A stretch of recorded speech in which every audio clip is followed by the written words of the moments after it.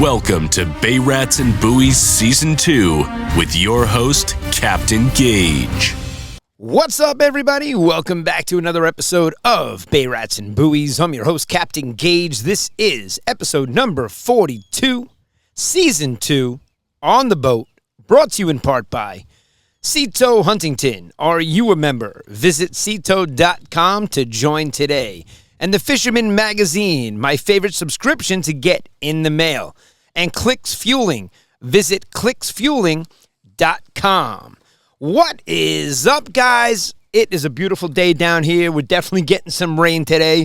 So there was a certain window to get down here early and squeeze it in. And I'm down here sitting on the boat. So no complaints. Yesterday, I was back in the studio because we got some construction going on.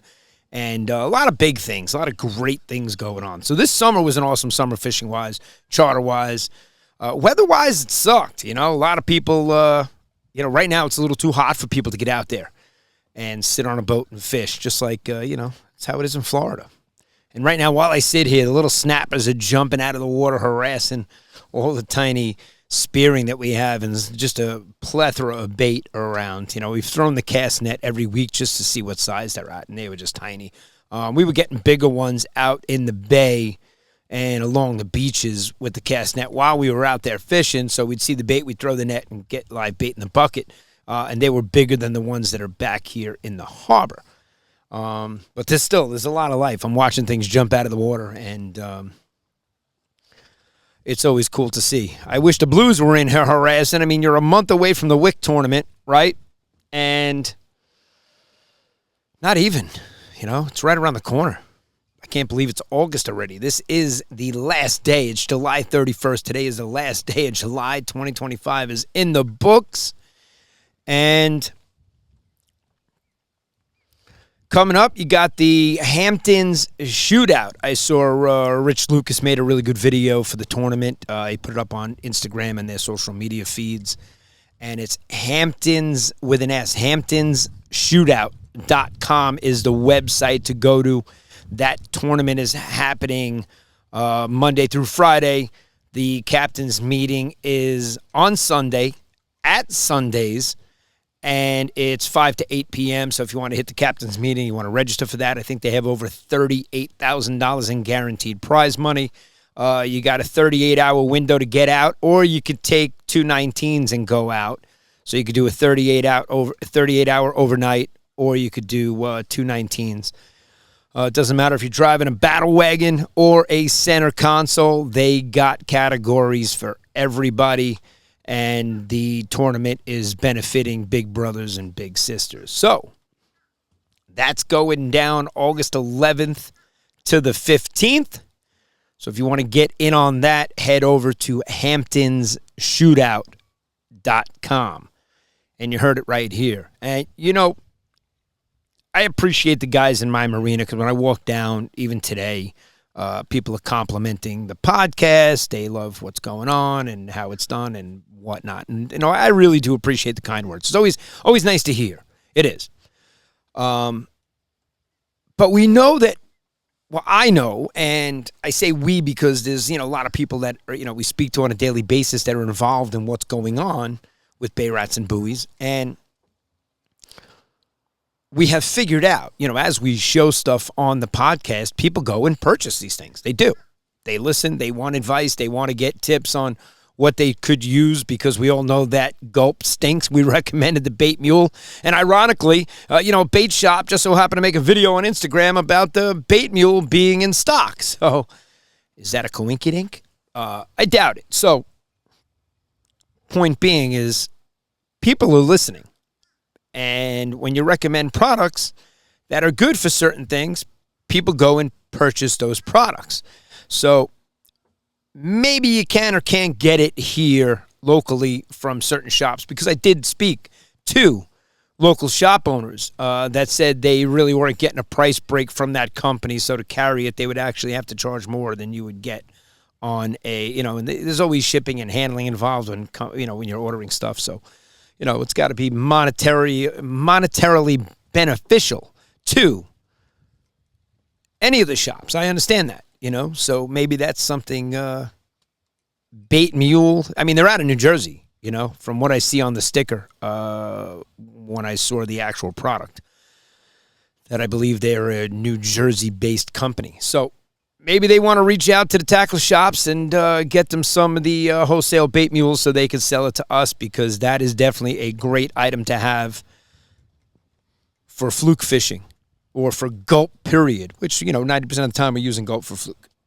But can you use it for other species? Absolutely. It works. It does. Kory has tasted it. He says it tastes sweet, smells like cat piss, and I want nothing to do with it. And that's that. I'd much rather use live bait or, fresh bait. But, if we can throw the cast nets prior, like we were going to go Wednesday. So tonight we had a night chunking charter that obviously the weather's coming in. There's a nice weather system coming in. So we've had to reschedule that. But when we have a chunking trip, or any fishing trip for that matter, me and Kory will make a day where we're basically just going out there and bait fishing, where we're going out and, so we're throwing, different size cast nets all over the place and getting all different kinds of bait, which is, it's always cool. To me, that's fun. As a kid, I loved doing that from the beach at Ashroken. I'd sit in the waves and, you create a little pool as the tide went out, and you'd be putting all the starfish and the sandpipers and all the different fish that you'd see into the little pool that you had, and hang on to them as long as you can. And hopefully you didn't kill anything, because that wasn't the goal. It was just to check them out. But, things died. It happened. But it was cool. As a kid, that's what, that was fun. And you got to get the kids involved. And I say that because we all go back to any of us that have fished as kids, we all go back to the childhood memories that we have. When I passed the Northport Town dock, I remember a class trip to the floating dock when Ron Williams fell in the water, and his father was like the head of the thing. And it was like, he was the guy in charge, and it was like his kid fell in the water. And, it was, you remember that. You go snapper fishing with bamboo poles. I mean, how many people do that now? We saw yesterday, we were actually in a big fishing store, and we saw rods that, for the little kids now. So I grabbed one and I said, look, you wouldn't even see me holding this because it was a camouflage rod. And they had all kinds of, spin casters on there and different stuff for the kids. And I say that to get the kids involved. And we all go back to, our childhood memories of being a kid fishing here locally and going on fishing trips. I remember fishing the pier in Deerfield Beach, catching blue runner while guys were hooking into seagulls, casting out, and people were catching barracuda and hitting them with bats. I mean, so, this is what I witnessed and saw in my fishing as a kid, and fishing the lakes in Florida, because my parents had property in Florida. So it was always that was always a thing to do in the wintertime, was we were down in Florida and we were catching peacock bass and all the fish that are, and seeing alligators and all kinds of crazy stuff in the lakes you were fishing. My Uncle Ernie warned me many a times, don't reach into the water for nothing. Doesn't matter what it is. There's nothing worth that half of your arm or potentially going into the alligator death roll with one of those alligators that's lurking in a foot of water that you don't even see. And those are serious ambush predators. But he put that in my brain, right around the same time we saw Jaws, which we were just laughing about. One of the greatest movies ever made, ruined it for a lot of people. And I just heard a funny story from one of the captains I'm going to be heading offshore with this week. So like I said to you, we're going to get in on the tuna bite. And we are going to spend some time on the South Shore now to go check out, see what we could do is get on tuna with the poppers, popping and jigging them. Even on this boat, we're going to head to the South Shore and do a little tuna fishing. So that's always exciting. But we were recently invited offshore a couple times. And, really it's a matter of timing for me whether or not I can take off of work, whether I have charters scheduled, because we've really this is the busiest season we've had so far, by far, without a doubt. It's been a busy year. And even with my other schedules and things that I do, got to take off, and that's usually the hardest part from what I'm understanding from guys that are planning the trips offshore. To get off for a day or two and pull the overnighters is getting 4, 5, 6 guys together that can actually say yes, commit to it, stick to it, and get out there and do it, and not be the guy that bails. Unfortunately, I'm going to be the greenhorn. I am going to be the greenhorn on the boat. I'm the green guy. You know what I mean? Did I catch a blackfin tuna? February, yes, I did. Am I a tuna fisherman? No. Am I going to learn? Yes. And that's the reason for going offshore with the guys that I will be going offshore with, is because I want to learn from the best. That's how I do it. Told you in last week's episode, it was worth taking snowboard lessons early in the morning before anybody went on the mountain to learn how to snowboard. And I just believe in, my kids go before school to take ice hockey and skating lessons, and it's like, I believe in learning the right way. And to me, that's real important, because once you learn how to swing a golf club the right way, you could always fix it when you get the ips. And everybody gets the ips. It happens. It happens to the best pros in the world. They don't have that same golf swing forever. They're always refining it. How many trainers did Tiger Woods and everybody go through? I use him as an example. But even Rory McIlroy and all these guys, they're coming to Long Island. The Ryder Cup is coming our way. I think a basic cheap ticket is like $1,300 for the day.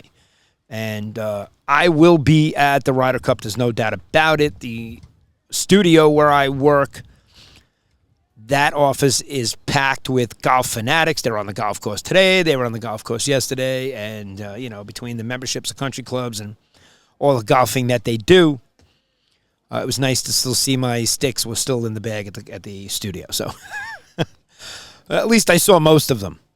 And we do have chipping competitions and all that fun stuff. I do happen to have a fun work environment, no matter where I am, whether it's on the boat, whether it's the tow company, whether it's at the studio, whether it's at ISM for the marketing company. Big things are happening there as well.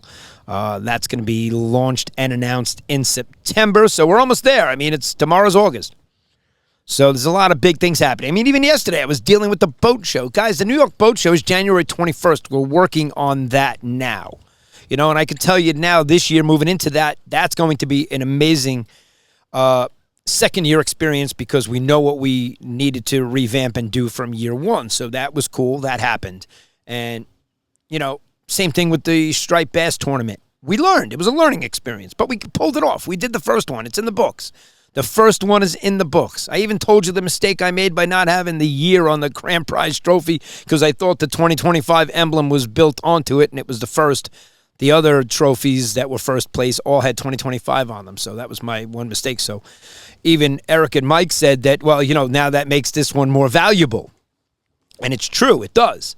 So, but I'm always willing to admit, we make mistakes. We're people, we're human. It happens. Even boating-wise, things go wrong. We make mistakes. And we're always fixing things, the screws of this. But the point about the tournament was, we're going to be working on the tournament for June, starting in January. And we're going to make it an epic event here in Huntington in June. And we're excited about that.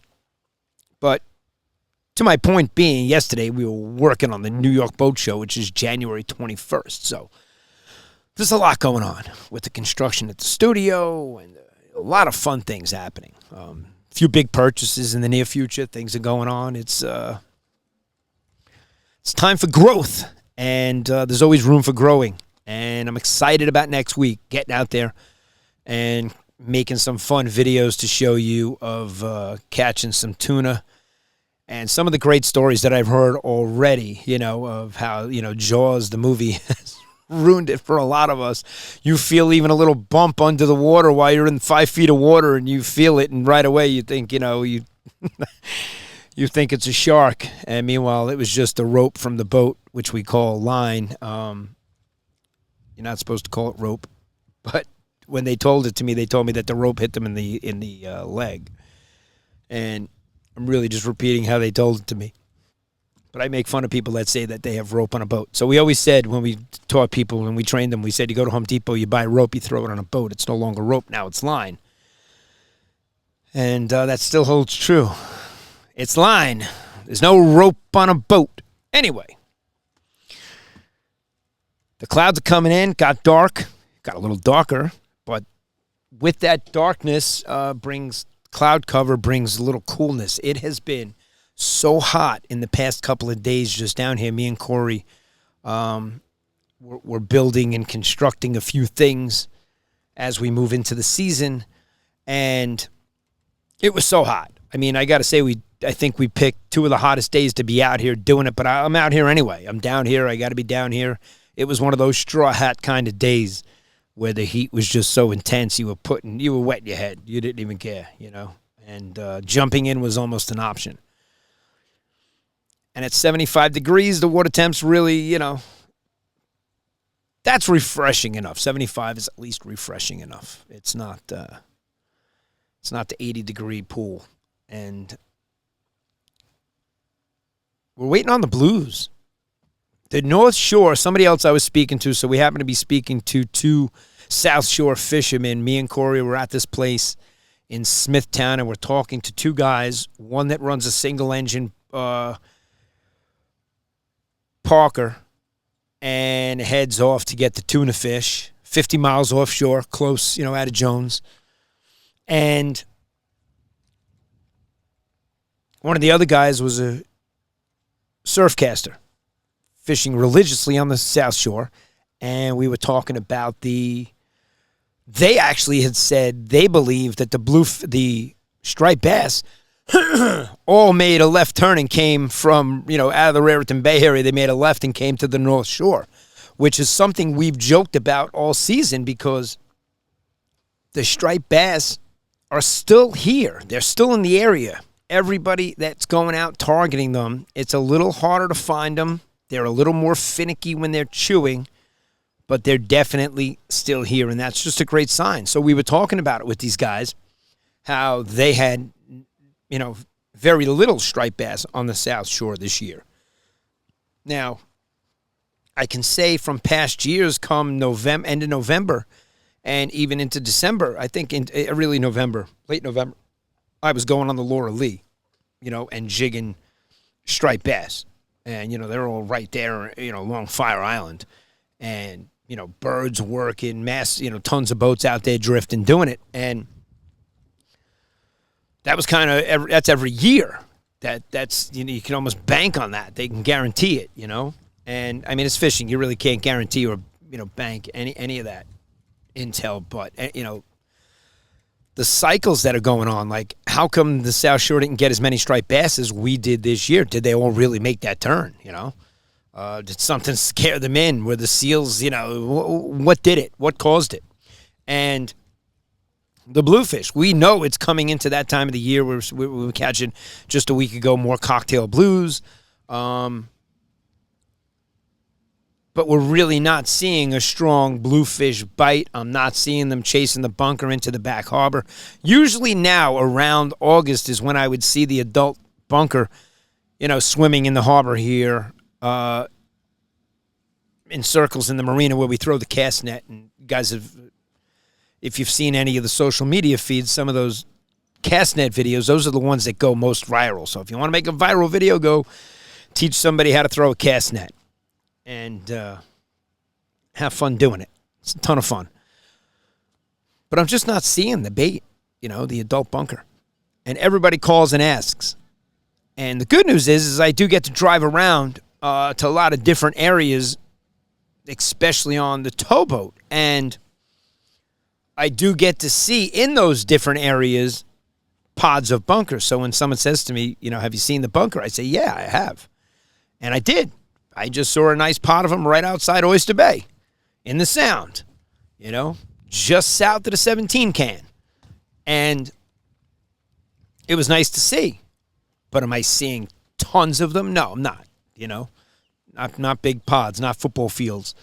But they'll be here, and, the blues are coming. The blues, I say it every August, that WIC tournament. We all enter the WIC tournament. We get out there, and it's always on the Connecticut side and east of us that are on the top 15 of the top 15, 10, 15, 20 people in the leaderboard. That it's always a lot of Connecticut and Peconic, So we said we're going that way. We're coming that way, boys. We're coming. We're going to give it a whirl, Anything to better the chances. Like I said, we wanted to enter all the tournaments this year, or a lot of them, and dates that they happened on, and it's just not possible. Like how many of my friends and close boaters that fishermen that I'm really good friends with that couldn't make it to the tournament because kids have lacrosse, kids have this, camp, this, all these fun things that get in the way. I get it. It happens to me too. And that's why I'm really excited about it. I don't care what happens. Like yesterday in the studio,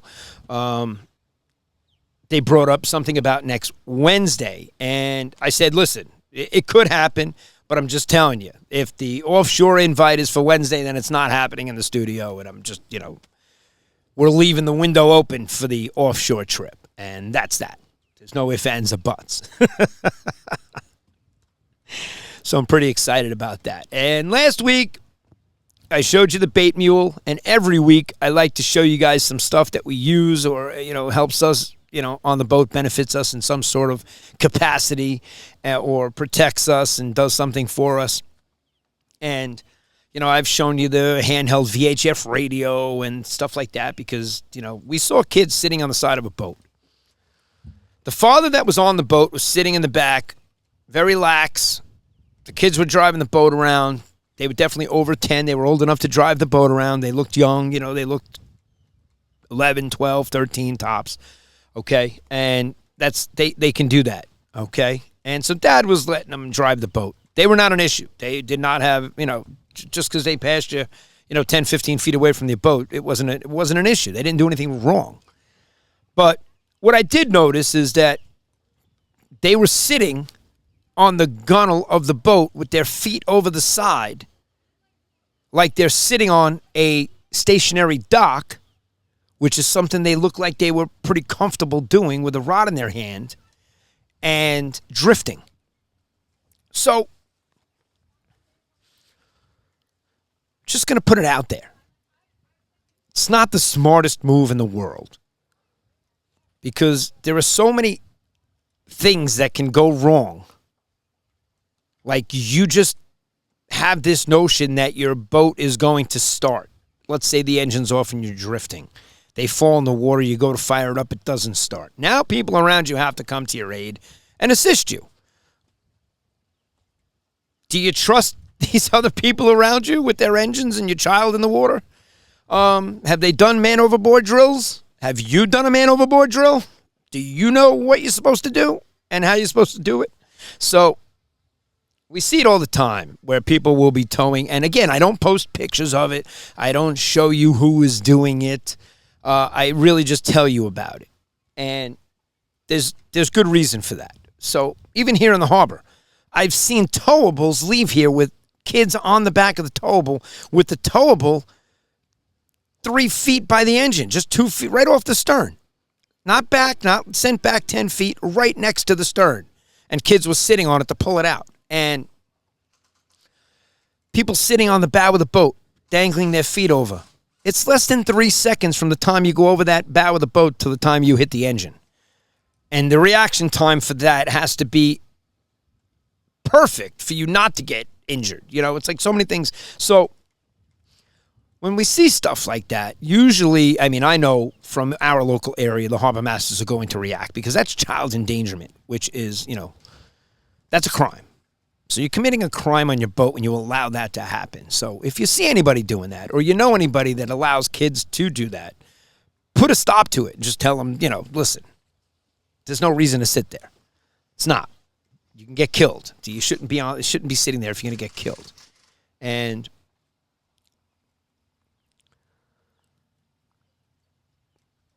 like I said about the man overboard drill, people haven't even done the man overboard drill and don't know what to do.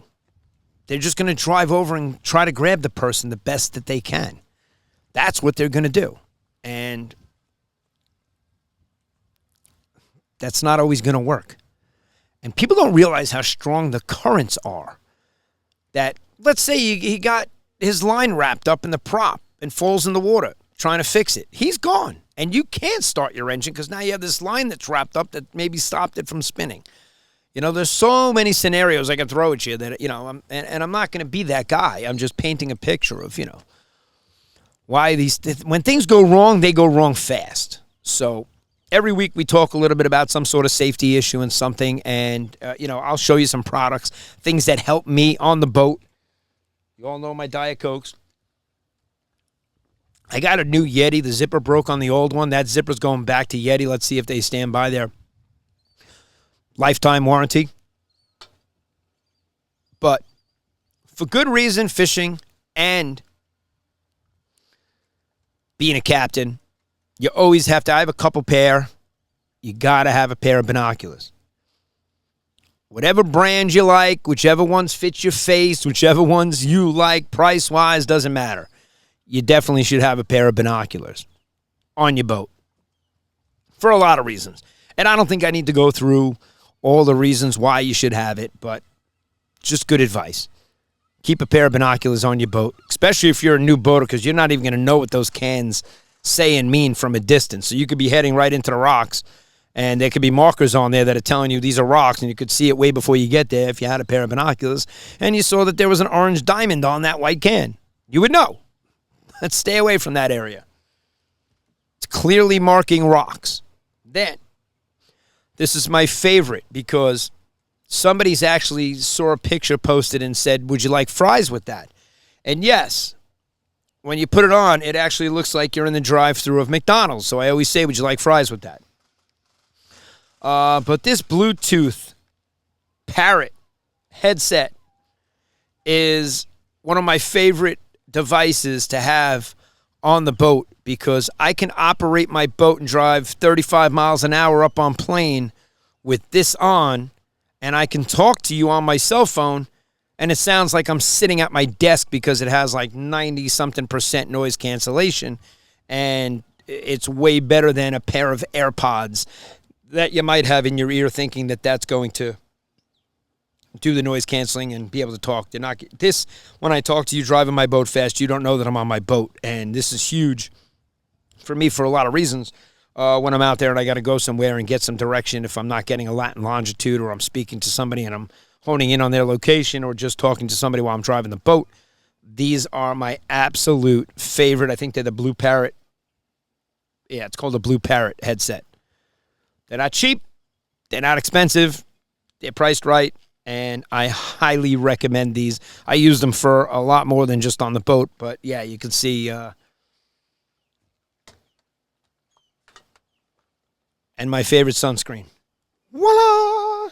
I usually order a case of it, and it lasts me. I'm good for the season. This is actually the bigger can. And you notice it's not the banana boat sunscreen because I made a video of no bananas on the boat. And people always ask, what's the banana rule? Why? Why no bananas? Maybe we'll have a whole episode just about bananas because we're going to be dressed up in banana costumes catching fish when fishing is bananas. So, there's my coconut clear spray.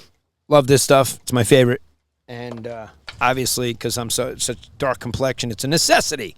And I recommend it, love using it. And I'm going to make a funny video showing you the wrong stuff that I've sprayed on my face.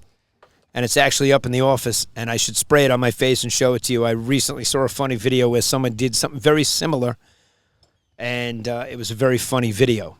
So we're going to start posting a lot of videos closing out the summer now that we've had an epic fishing year so far. I can only expect the fall run's going to be just as good. At least we hope it is.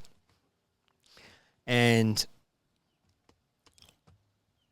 everybody's going to be excited that the tog season shows up and the tog are here, and then they go tog fishing, and then the season comes to a close. I'm probably going to pull the boat out a little earlier than usual. I've been sticking around. I almost feel I've been in a little longer than I should be. So this year, mentally, it's already on the calendar that I'm kind of preparing earlier. In fact, we're working something out now because we plan on doing a few things during the winter, so I'm going to figure out a good time to get this baby out and start working on it early so that first week of April, we're ready for splashdown. So, again, just the preparation all year. We're actually going to pull it out this week and do a little stuff, like a mid-season clean and just check on stuff. We did meet a cool company. We were out in Montauk called Diver Now, and I showed you videos of them in the Montauk Canyon Challenge, how they get down under the boat and scrub it with a brush. Me and Kory can actually pull the boat out and just clean and make sure. But we use it so much that, really shouldn't have. Every time I pull it out to say, hey, I'm going to clean it, I recently just scraped the trim tabs down, and we always say we're going to pull it out and clean it. Then we pull it out at the ramp. We're like, it really doesn't need it, So, but we're going to pull it out, at least take a look at it. And our goal was to, clean it, maybe give it a fresh coat of bottom paint, and call it a day. So we'll see. We'll check it out. But 30 minutes of episode number 42. I can't believe we are just 10 weeks away from our first anniversary. It'll be 1 year and 10 weeks that Bay Rats and Buoys has been consistent and put an episode out every single week. So hopefully the next 10 weeks we could do the same thing sitting here on the boat. That's the plan. It's happened thus far. We've had a couple of days that have shifted around, and you have a few days that I put it up on Friday. I know it says it's going to be up there at 6 o'clock on a Friday, and I greatly appreciate everybody that listens and watches. I do.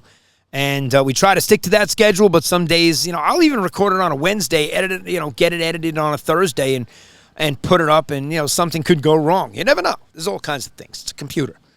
And, again, raw and unscripted. It really is unedited. It's just a matter of putting in the B-roll. I'm usually not cutting throughout. Right now it should be a steady 32-minute run. I did have the white GoPro 13 stop when I was talking about the striped bass. So it didn't overheat today, and I wasn't putting up the umbrella to keep it out of the sun because of the wind. We got a nice wind out of the north today, and at least it's making for a nice breeze. And I figured with the cloud cover, the camera's not in the sun. So now you've heard some of the technical things that go on behind the scenes, which is why I like being in the studio too, because I get to use my Sony mirrorless camera and, different quality. But on the boat, I'm pretty content with just setting up the GoPro, and it's a pretty simple video. It's nothing crazy. And, again, raw, unscripted. And I think I got the intel right for the Hamptons, with an S, hamptonsshootout.com. You can visit that website. That kicks off. That's Monday to Friday, the 11th, August 11th to the 15th. And the captain's meeting is that Sunday, the 10th, at Sundays from 5 to 8 p.m. And Rich Lucas did a nice video for that tournament, posted it up on social media so you could follow them and check it out. And you could also head over to the website. And these are just more tournaments that we will be getting more involved in as we grow into our tuna fetish. We got the itch. We're in. And Kory and I are definitely going to be making our way out there to see what we can do as far as the poppers and the jigs, see if we can get it done. All right, guys, bringing episode number 42 to a close. Closing out July. No better way to close out July 31st and close out the month than with an episode of Bay Rats and Buoys. I did speak to Jacob. I am going out to sit in his oyster farm. We will be podcasting in the farm on an episode coming up. We're working on the date and the scheduling of it. Because like I said, next week I got an offshore trip planned, and I told him the week after that, this way we could schedule a date and a time, but we're definitely going to be podcasting live from Davy Jones Shellfish Company's oyster farm out in the Peconic, and super excited. You guys met Jacob on episode number 4. We got lots to talk about, lots to catch up on.